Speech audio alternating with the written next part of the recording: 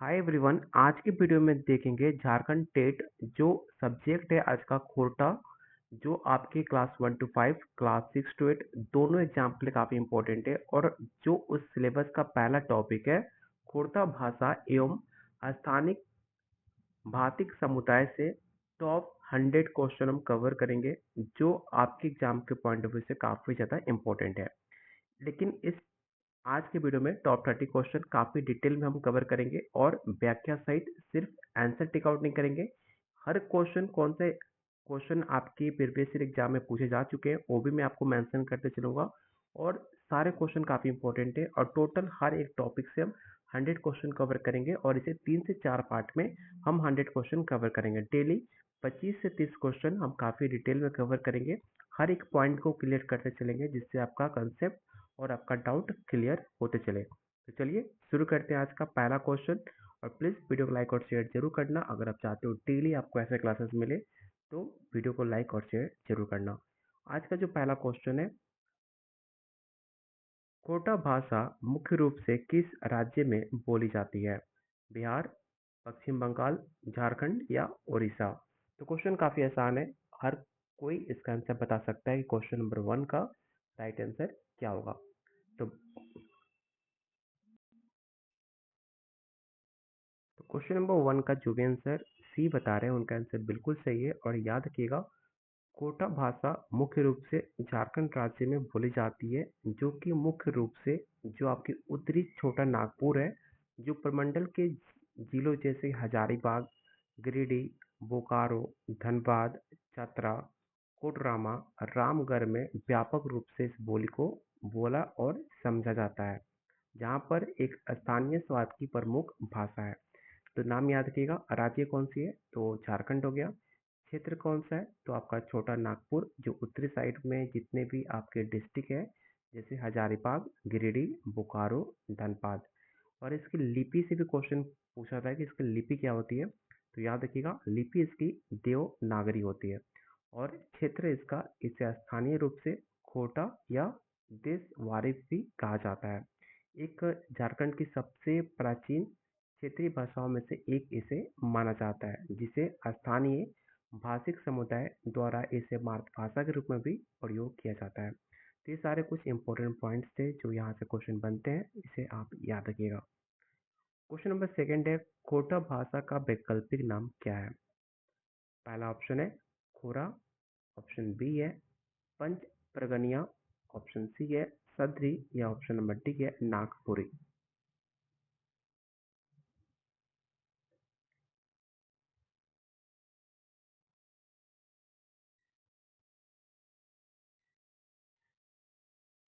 तो question number 2 का जो भी आंसर बी बता रहे हैं उनका आंसर बिल्कुल सही है। याद रखिएगा यहाँ पर मल्टीपल आंसर हो सकता है और इसे अलग अलग नाम से जाना भी चाहता है, लेकिन इस ऑप्शन के अकॉर्डिंग ऑप्शन बी होगा। इसे पंच परगनिया इसलिए कहा जाता है कि इसे 5 जगह बोला जाता है मैक्सिमम, जैसे कि रांची, हजारीबाग, गिरिडीह, धनबाद, बोकारो। जस्ट मैंने आपको बताया भी था। और इस बोली जाने के कारण इसका नाम पड़ा पंच परगनिया। ठीक है, लेकिन याद रखिएगा इसको खोटा के भाषा के वैकल्पिक नाम जैसे खोटा भी कहा जाता है, खटाई भी कहा जाता है, क्रोठा भी कहा जाता है, पूर्वी मगही भी कहा जाता है। तो इसके बहुत सारे नाम है और इसे कभी कभी तो देशवाली या सादरी के अंतर्गत भी इसे गिना जाता है, क्योंकि ये झारखंड के सदन जो आपके गैर जनजातीय लोग हैं उनकी एक प्रमुख भाषा मानी जाती है। लेकिन इसके जो प्रमुख वैकल्पिक नाम है उसे आप नोट डाउन करना। नाम है खोटा, खटाई, क्रोठा। और इसका जो क्लासिफिकेशन है वो आपके पूर्व मगही, जो बिहार और झारखंड के जो सीमावर्ती क्षेत्र के कारण इसे पूर्वी मगही भी कहा जाता है। और इसकी पहचान क्या है? इसकी पहचान है एक मुख्य रूप से छोटा नागपुर और संथाल परगना में सबसे ज़्यादा इसे बोला जाता है और इसे सदानी भाषा समूह का हिस्सा भी माना जाता है। तो सारे पॉइंट याद रखिएगा, ऑप्शन बी इसका राइट आंसर होगा।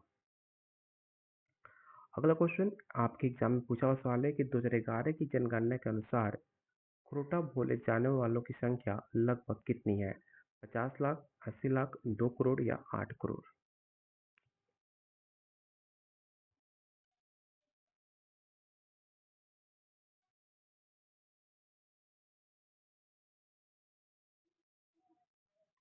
क्वेश्चन नंबर थर्ड का जो भी बी आंसर दे रहे हैं उनका आंसर बिल्कुल सही है। 80 लाख आपका राइट आंसर होगा। जब 2011 की जनगणना हुई थी उसके अनुसार भारत में क्रोटा भाषा बोलने वाले की टोटल संख्या 8,38,735 थी, जो आप अप्रोक्स 80 लाख बोल सकते हो, लेकिन टोटल जो संख्या थी 8,38,735 है, जिनमें से सिर्फ अकेला 7,73,08,960 लोग सिर्फ झारखंड में रहते हैं। बोल सकते हो कि मुश्किल से मुश्किल सिर्फ मतलब 70-60 हज़ार लोग आपके अदर स्टेट में रहते हैं, चाहे बिहार हो, उड़ीसा हो, बंगाल हो, वहाँ पे रहते हैं, लेकिन मैक्सिमम जो इसकी जाति के लोग हैं वो आपके झारखंड में बिलोंग करते हैं, जो कि झारखंड की सबसे बड़ी क्षेत्रीय भाषा भी इसे कहा जाता है। तो ऑप्शन बी इसका राइट आंसर होगा। क्वेश्चन नंबर 4, खोटा किस भाषा परिवार से संबंधित है? क्वेश्चन नंबर 4, बताइए इसका राइट आंसर क्या होगा।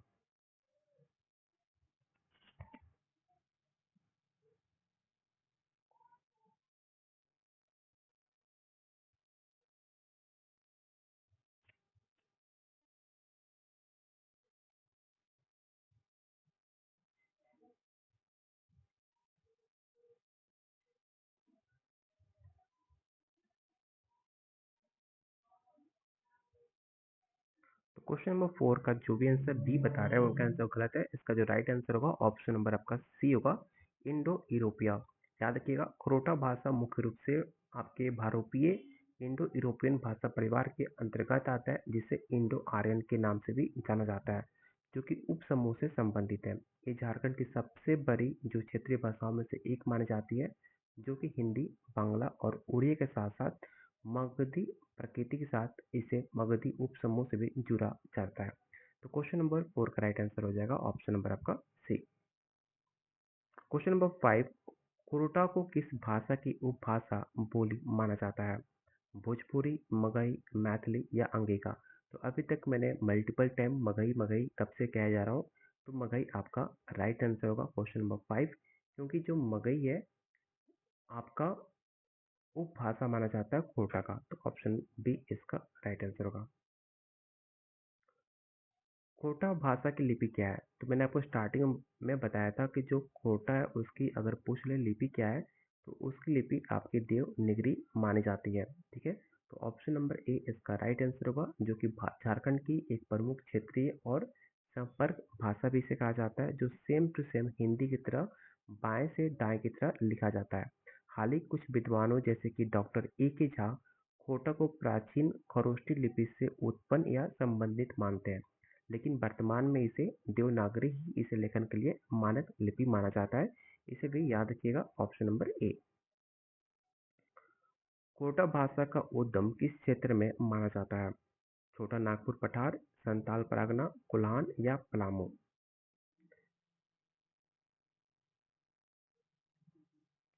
तो क्वेश्चन नंबर 7 का राइट आंसर ए हो जाएगा। आप सबका राइट आंसर ए आ रहा है, बिल्कुल सही है।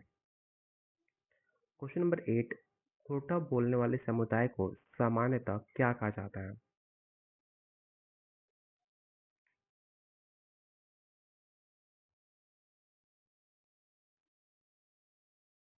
तो याद रखिएगा, जो भी खोरटा बोलने वाले समुदाय को सामान्यतः सदानी या सदान के नाम से जाना जाता है, जो कि झारखंड के मूल निवासी होते हैं, जो कि आर्य भाषा परिवार सदानी भाषाओं के अंतर्गत खोटा भी उसे बोला जाता है, जो कि भाषा मुख्यतः उत्तर छोटनागपुर प्रमंडल, संताल परागना और पलामू क्षेत्र में इसे बोला जाता है। इसे याद रखिएगा, option number C right answer होगा।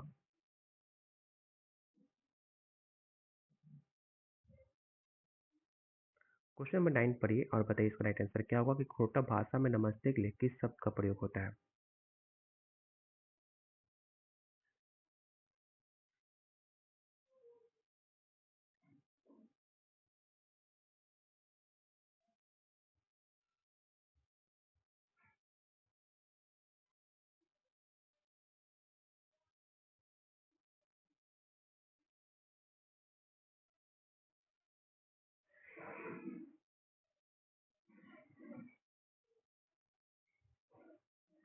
तो क्वेश्चन नंबर 9 का जो भी आंसर सी बता रहे हैं उनका आंसर बिल्कुल सही है कि खोटा भाषा में नमस्ते या अभिवादन के लिए मुख्य रूप से जोहार शब्द का प्रयोग किया जाता है, कि झारखंड की संस्कृति और खोटा भाषियों के बीच सबसे आम और सबसे आदरपूर्ण अभिवादन माना जाता है, जिसका अर्थ होता है सम्मानपूर्वक अभिवादन करना। इसके अलावा हिंदी के प्रभाव के कारण नमस्ते या नमस्कार का भी प्रयोग किया जाता है, लेकिन जो जोहार शब्द है एक अनूठा शब्द है, इसका राइट आंसर भी आपका सी होगा। क्वेश्चन नंबर 10, होठा भाषा में पानी के लिए क्या कहते हैं? तो काफ़ी आसान है, इसको क्या कहते हैं? इसे कहते हैं हम पानी। ठीक है, यहाँ पर इसका विशेष उच्चारण है, इसे ध्यान से पढ़ना। इसका एक विशेष उच्चारण है, जिसे हम पानी कहते हैं। Option number 6।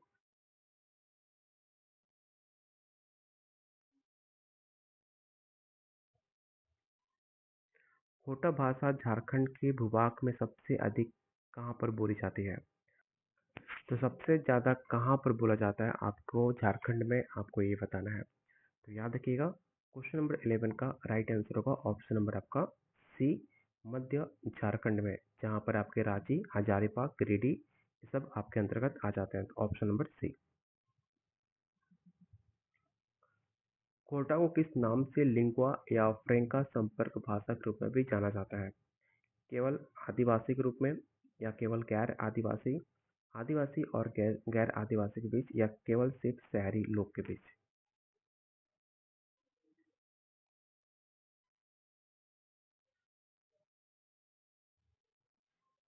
तो क्वेश्चन 12 का राइट आंसर होगा ऑप्शन नंबर आपका सी। क्वेश्चन नंबर 13, आपको बताना है कि निम्नलिखित में कौन सा जिला कोटा को मुख्य केंद्र नहीं मानता? ये भी सवाल आपके प्रीवियस ईयर क्वेश्चन में पूछा गया था, इसे याद रखिएगा। हजारीबाग, गिरिडीह, रांची या पश्चिमी सिंहभूम। और प्लीज़ वीडियो लाइक और शेयर जरूर करना। अभी तक आपने जिन्होंने लाइक नहीं किया तो प्लीज़ वीडियो लाइक और शेयर जरूर कर देना। तो क्वेश्चन नंबर 13 का जो भी आंसर डी दे रहे हैं उनका आंसर बिल्कुल सही है, क्योंकि मैं अभी तक कितनी बार बता चुका हूँ, हजारीबाग, गिरिडीह, रांची, बोकारो ये सब आपके खरोटा को बोलने का केंद्र माना जाता है और क्वेश्चन में नहीं पूछा गया था। तो जो आपका पश्चिमी सिंहभूम है वो आपका राइट आंसर हो जाएगा option number D. Question number 14, खोटा भाषा का विकास किन भाषाओं के संपर्क से हुआ है? पहला ऑप्शन है संस्कृत और फारसी, आदिवासी भाषाएं, अंग्रेजी और पुर्तगाली, या तमिल और तेलुगु।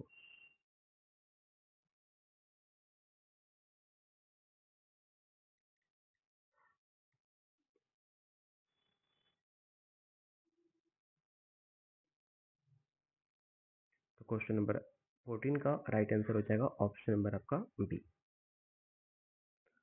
अगला क्वेश्चन है, खोटा को झारखंड में किस दर्जा प्राप्त है? ऑफिशियल लैंग्वेज है, या आपका सेकंड लैंग्वेज है, या रीजनल लैंग्वेज है, या प्रोटेक्टेड लैंग्वेज है? जो ऑफिशियल लैंग्वेज होता है, जो वहाँ पर हर जगह आपको देखने को मिलेगा, चाहे ऑफिस हो चाहे स्कूल हो, हर जगह ये बोलना अनिवार्य होता है।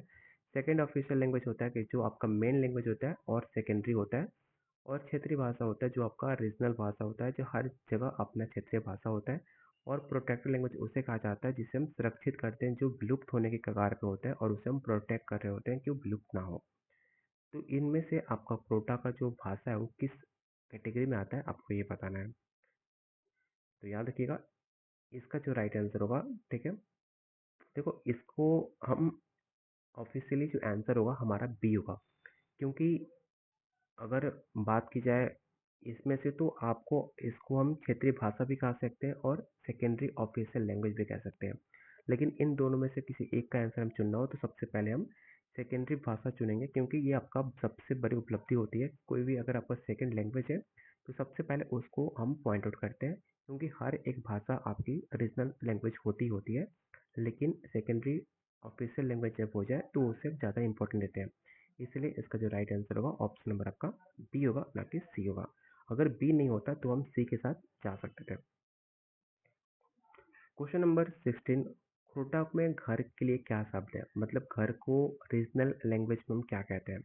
तो बहुत जगह, हर जगह एक भाषा में एक अलग टोन होता है, उसको कहते हैं घरवा। ठीक है, जो हमारा घरवा है ना, ऐसे बोलते हैं। तो option number D. Question number 17, खाना को क्या बोलते हैं, क्या प्रयोग करते हैं, आपको ये बताना है। ये सब क्वेश्चन एग्जाम में बनते हैं, याद रखिएगा, खाना को खाना ही कहते हैं। इसमें एक तद्भव रूप होता है, ठीक है, जो आपको बोलने में समझ नहीं आएगा, लेकिन इसको जो ओरिजिनल जो लैंग्वेज जो वहाँ के लोग होते हैं वो जब बोलेंगे तो एक तद्भव रूप उसमें झलकता है, लेकिन आपको लिखना सेम होता है। तो क्वेश्चन 17 का राइट आंसर यहाँ पर ए होगा। अगला क्वेश्चन है, कोटा समुदाय का पारंपरिक व्यवसाय क्या है? व्यापार करना, कृषि करना, लोहा गलाना या मछली पकड़ना?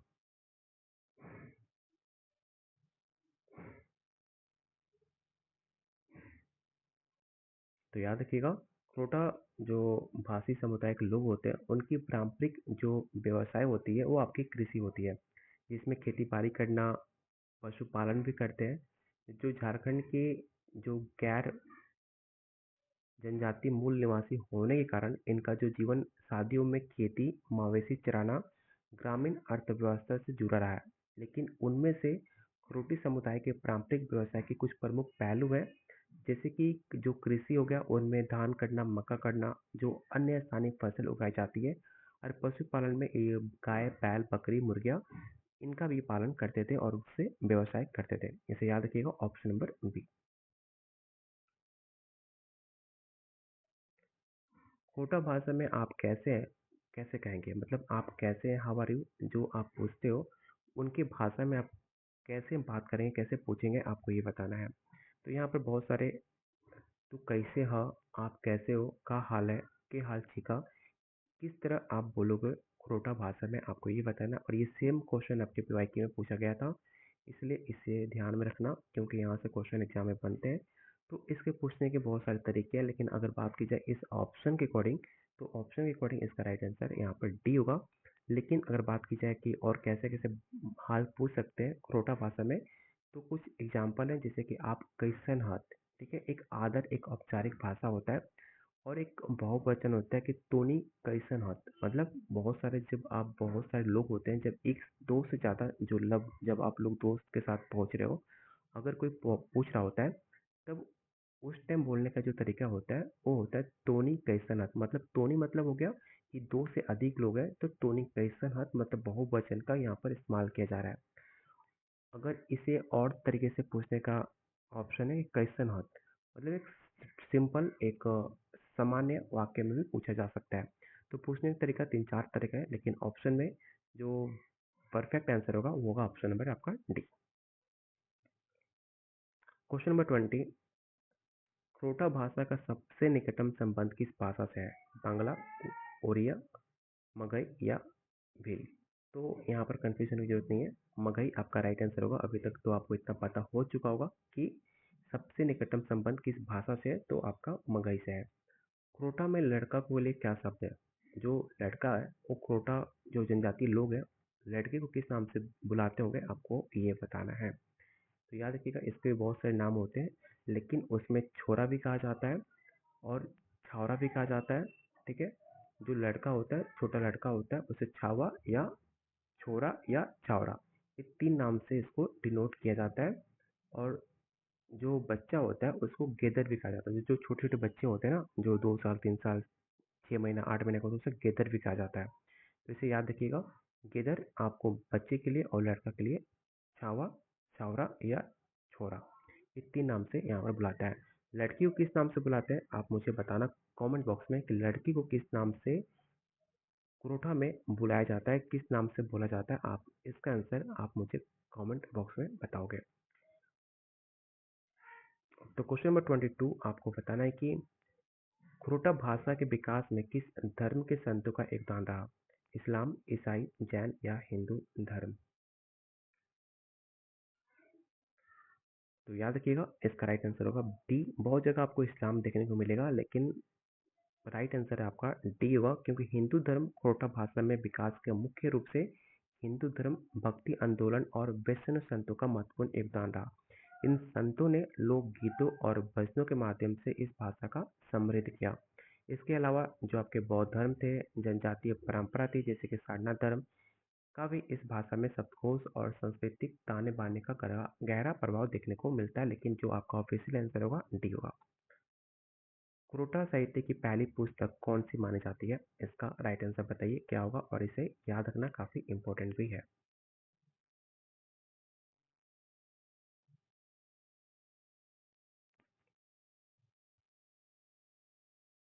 तो क्वेश्चन 23 का राइट आंसर होगा ऑप्शन नंबर आपका ए, बाल किरण, जो कि क्रोटा साहित्य की पहली स्वतंत्र पुस्तक बाल किरण मानी जाती है, जो कि एक कविता संग्रह थी, जो कि 1954 में मानी जाती है, जिसका रचयिता आपके आधुनिक क्रोटा साहित्य के जनक श्रीनिवास पानूरी को माना जाता है। हालांकि जो मेघदूत कालिदास की रचना को क्रोटा अनुवाद 1950 में किया गया था, लेकिन उनको पहली प्रकाशित रचना माना जाता है। लेकिन मौलिक साहित्य में बालकिरण की अग्रणी माना जाता है, इसे याद रखिएगा। ऑप्शन नंबर आपका ए राइट आंसर होगा। खोटा भाषा में माँ के लिए क्या शब्द है, तो याद रखिएगा माई बोला जाता है। बहुत जगह अम्मा भी देखने को मिलता है, लेकिन माई आपका राइट आंसर होगा। और आज का लास्ट क्वेश्चन जो रहेगा वो क्रोटा क्षेत्र में प्रमुख लोक नृत्य कौन सा है, आपको ये बताना है। छऊ, झूमर, कर्मा या संथाली। बात की जाए प्रमुख लोक नृत्य की, तो क्रोटा क्षेत्र में झारखंड का प्रमुख लोक नृत्य झूमर माना जाता है। ठीक है, याद रखिएगा। झूमर जो कि एक तरह का फसल कटाई या त्योहार के अवसर पर सामूहिक रूप से किए जाने वाला एक पारंपरिक नृत्य है, जो कि अपने जीवन और तालबद्ध के लिए जाना जाता है। इसके अलावा डोमकच, छऊ और पाइका भी काफी प्रसिद्ध है। लेकिन प्रमुख लोक नृत्य में क्वेश्चन पूछा गया है, तो आपका राइट आंसर यहाँ पर बी हो जाएगा। तो यहाँ पर क्वेश्चन की कमी नहीं है, टोटल क्वेश्चन हमने 100 बनाए हुए हैं और हर एक टॉपिक से हम 100 क्वेश्चन करेंगे, क्योंकि हमारे पास टाइम भी काफ़ी ज़्यादा है। और हर एक क्वेश्चन को हम डिटेल में जानेंगे, जिससे हमारा कन्फ्यूजन और डाउट क्लियर हो जाए। और हमें कोई जल्दबाजी नहीं है, हमारे पास एनफ टाइम है और हम टाइम से पहले अपना सिलेबस और सब कुछ कंप्लीट कर लेंगे। बस उसके लिए आपका सहयोग, आपका सपोर्ट चाहिए। तो प्लीज़ वीडियो को लाइक और शेयर जरूर करना। अगर कोई अधिक जानकारी लेना हो तो आप मेरे व्हाट्सएप नंबर पे या कमेंट बॉक्स में मुझे मैसेज कर सकते हो, मैं आपको रिप्लाई ज़रूर दूंगा। अगर आप चाहते हो मुझसे बात करना तो कॉल मत करना, व्हाट्सएप करना। व्हाट्सएप पे मैं आपको रिप्लाई दे दूंगा, क्योंकि टाइम कम मिलता है। मुझे व्हाट्सएप करोगे, मेरा पर्सनल व्हाट्सएप नंबर है, यहाँ पर आपसे मेरी बात भी हो जाएगी।